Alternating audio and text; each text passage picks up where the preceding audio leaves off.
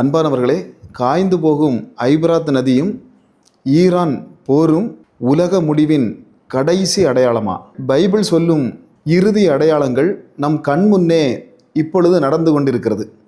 அந்த அடையாளம்தான் ஐபிராத் நதி. இந்த நதிக்கும் ஈரானில் நடந்து கொண்டிருக்கும் இந்த யுத்தத்திற்கும் என்ன சம்பந்தம்? வெளிப்படுத்தின விசேஷத்தில் மறைந்திருக்கும் அந்த பிரமாண்ட ரகசியத்தை இன்று முழுவதும் அலசி ஆராய இருக்கிறோம். வீடியோவை முழுமையாக பாருங்கள். வெளிப்படுத்தின விசேஷம் 16வது அதிகாரம் 12வது வசனத்திற்கு நாம் செல்ல வேண்டும். பைபிள் மிக தெளிவாக ஒரு பேர அதிர்ச்சி தரும் ஒரு தீர்க்க தரிசனத்தை நமக்கு சொல்லுகிறது. 6ஆம் தூதன் தன்னுடைய கலசத்தில் உள்ளதை மிகப்பெரிய நதியான ஐபிராத்தில் ஊற்றினான். சூரியன் உதிக்கும் திசையிலிருந்து வரக்கூடிய ராஜாக்களுக்கு வழிகளை ஆயத்தம் பண்ணும்படி அந்த மகா நதியின் தண்ணீர்கள் வற்றி போயிற்று. நண்பர்களே, ஐபிராத் நதி என்று சொல்லுவது சாதாரண நதி அல்ல.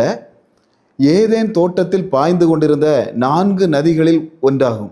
துருக்கியில் தொடங்கி சிரியா, ஈராக் வழியாக பாய்ந்து பெர்சிய வளைகுடாவில் கலக்குகிற இந்த மகாநதி, ஆயிரக்கணக்கான ஆண்டுகளாக ஓடிக்கொண்டிருந்த இந்த நதி இப்பொழுது சில நாட்களாக மகா வறட்சியை கண்டு வற்றி போய் கொண்டிருக்கிறது.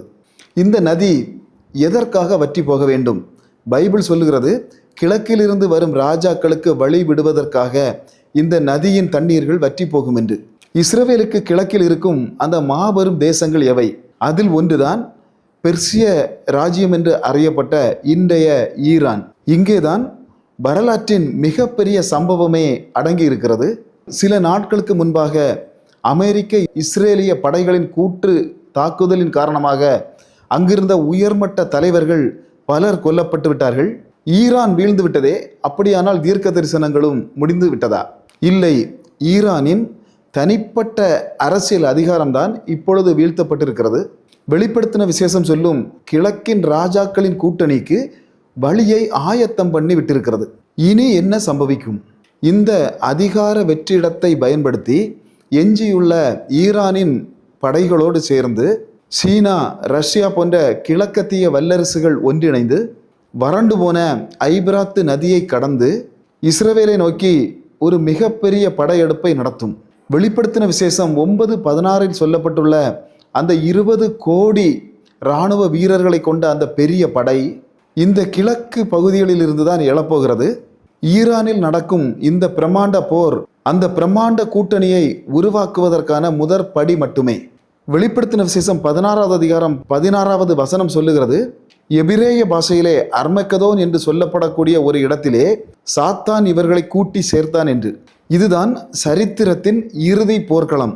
இஸ்ரவேலின் வடக்கே உள்ள மெகிதோ பள்ளத்தாக்கு தான் அது. ஐபிராத்து நதி வற்றி போன பிறகு கிழக்கிலிருந்து வரும் படைகள், இந்த ஈரானிய படைகள், இவை எல்லாம் ஒன்று சேர்ந்து ஒரு புள்ளியில் குவிய போகிறது. இன்று நாம் தொலைக்காட்சிகளில் பார்த்து கொண்டிருக்கக்கூடிய குண்டு வெடிப்புகளும் ஏவுகணை தாக்குதல்களும் மனிதர்களை பொறுத்தவரை நாடுகளுக்கு இடையான போர். ஆனால் பைபிளின்படி சாத்தானானவன் இஸ்ரவேல் மக்களுக்கு எதிராக உலக நாடுகளை ஒன்று சேர்க்கக்கூடிய ஒரு முதல் படி. ஆனால் இந்த அர்மகதோன் போரில் என்ன நடக்கும்? வானம் திறக்கப்படும், இயேசு கிறிஸ்து வருவார். மனிதர்களின் எந்த ஏவுகணையினாலும் எந்த வெடிகுண்டுகளினாலும் அவருடைய வாயிலிருந்து வரக்கூடிய பட்டயத்தை தடுக்க முடியாது. நண்பர்களே, ஐபிராத்து வறண்டு கொண்டிருக்கிறது. மத்திய கிழக்கு முழுவதும் போர்க்கோலம் பூண்டு எரிந்து கொண்டிருக்கிறது. பைபிள் சொன்னபடி கடைசி காலத்தின் விளிம்பில் நாம் நின்று கொண்டிருக்கிறோம். பைபிள் தெளிவாக சொல்லுகிறது, மெசியாவாகிய இயேசு கிறிஸ்து வரும்பொழுது யூதர்களும் அவரை ஏற்றுக்கொள்வார்கள் என்று. தேவ பிள்ளைகளே, இயேசு கிறிஸ்துவினுடைய வருகைக்காக நாம் பரிசுத்த மணவாட்டி சபையாக அவரை எதிர்கொள்ள காத்திருப்போம். இன்னும் பல பைபிள் ரகசியங்களோடு மீண்டும் சந்திப்போம். Praise the Lord, praise the Lord.